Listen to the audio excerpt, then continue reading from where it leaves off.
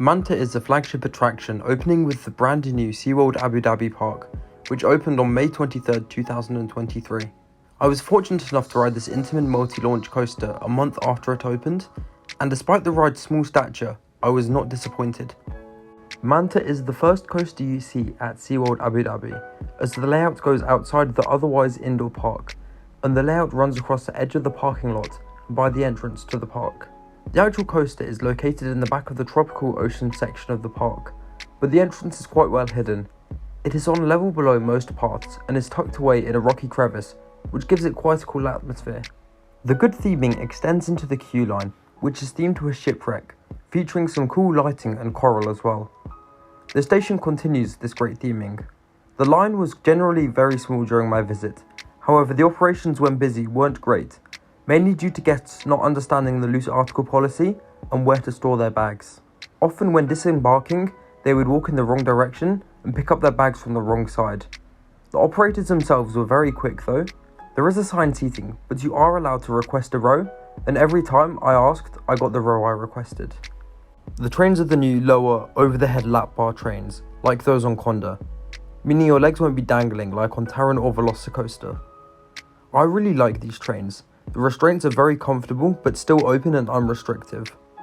The theming on the trains is also great, with the front car being themed to a manta. Once you dispatch, the coaster makes a left turn through a fish tank. This is a really unique aspect, which I believe isn't found elsewhere, and it made an otherwise mundane turn a highlight of the ride. The coaster then goes onto the launch track, stopping for a while as the doors to the outside open. The first launch itself is rather weak, more reminiscent of the Mack launch coasters. However, that is soon forgotten as the ride rises up into a top hat. You get a decent dose of positives when rising up. However, in the front, this element doesn't provide much airtime. You then descend, which gives some strong floater in the back, which is fairly sustained as well, making for a great start to the ride.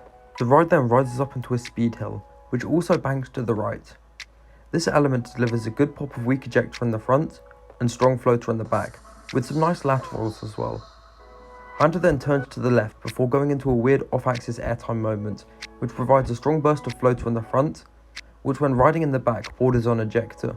After going through this element, the coaster quickly snaps to the right and goes into a corkscrew, which it gracefully navigates, and you really float out of your seat during this element. The theming in this part is incredible, as you navigate between rocks, providing many great head choppers.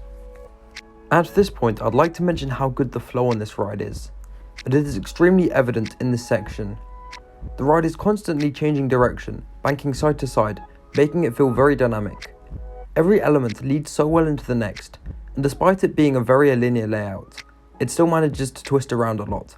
Manta then navigates some S-turns, which despite providing little force, are still decent elements as you fly through some shipwreck theming, which also helps improve the sensation of speed in this moment. Manta then rises up into a twisted hill, which provides a sudden burst of strong floater and laterals in every row, being especially good in the back. The ride then goes through an LSM boost in a tunnel, which isn't the most insane, before rising up into a huge, steep airtime hill. In the front row, riders will get a strong moment of floater airtime entering this element, and in the back row, you get the airtime whilst exiting this hill, again giving some strong floater airtime, which is slightly more sustained. Because of how steep it is, the airtime isn't the most consistent throughout the hill, meaning it isn't too sustained for how tall the hill is, but it is still a really fun element. The coaster then navigates a twisted hill, which provides some weak ejector whilst giving some more laterals. This leads into a cutback, which is quite comfortable, giving some laterals on the entrance and exit, and providing a good floating sensation whilst inverted. While it doesn't have the craziest hang time, this element flows surprisingly well for a cutback, and the one on Manta is my favourite variation on this element. The coaster then goes through a low to the ground roll, which goes under the prior twisted hill. This element provides some great hang time as you float out of your seat, and decent laterals. I would compare this most to the final inversion on Tiger, however I actually slightly prefer this element because it feels slightly more aggressive. Manta then rises up into an off-axis banked double down. In the front, going up into this element provides some decent floater, however the rest of this element does not deliver. The two subsequent drops provide no noticeable airtime in any row, making them slightly underwhelming, as every previous airtime hill provided some great airtime. However, this dead spot is short-lived, as Manta enters the final of the 3 launches on this ride. which is also enclosed, and it runs right up against the second launch. The third launch feels identical to the second launch, and it is really there just to allow the ride to complete the layout, as it provides very little thrill. The train then rises up into an extremely unusual off-axis top hat style element, and this element in the front row is insane. In the front you get whipped to the side whilst experiencing some great ejector, which is also fairly sustained, before falling back down. In the back, the element is certainly milder, with it being less whippy and just providing some floater.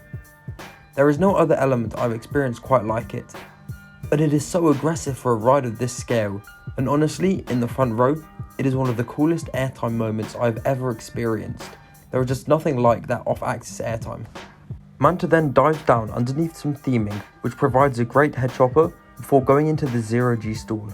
This stall may be small, but it is executed perfectly, and it is honestly better than the one featured on Tiger, and almost as good as that on Velocicoaster, only really losing out to the latter because of the slower speed through it.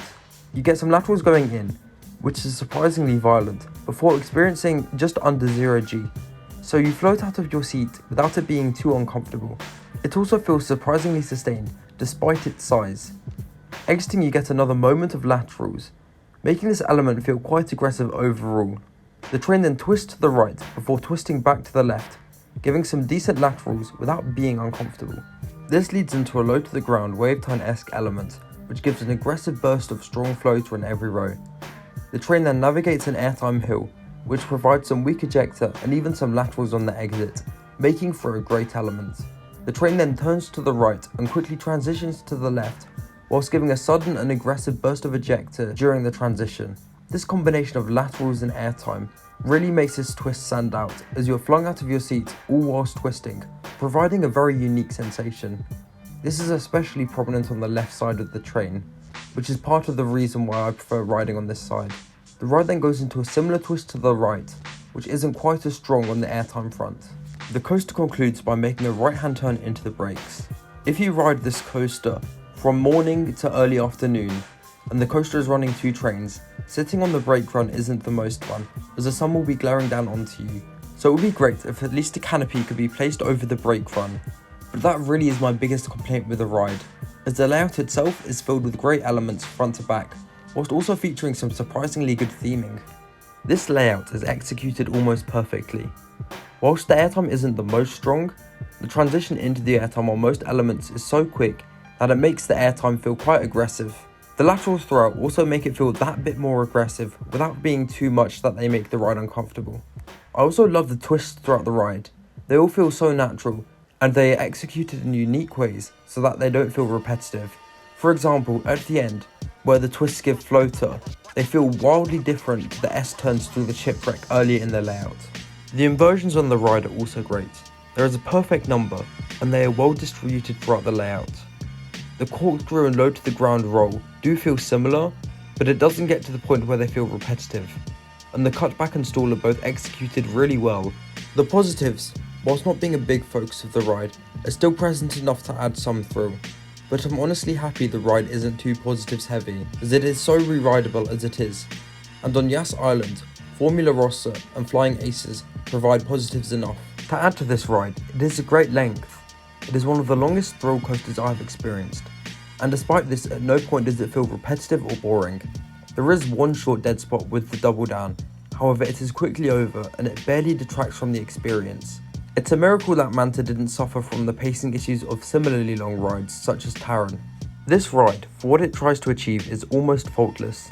It is extremely smooth and re-rideable, has great restraints, good forces, and is really long. It is by no means the most aggressive, however it isn't trying to achieve that.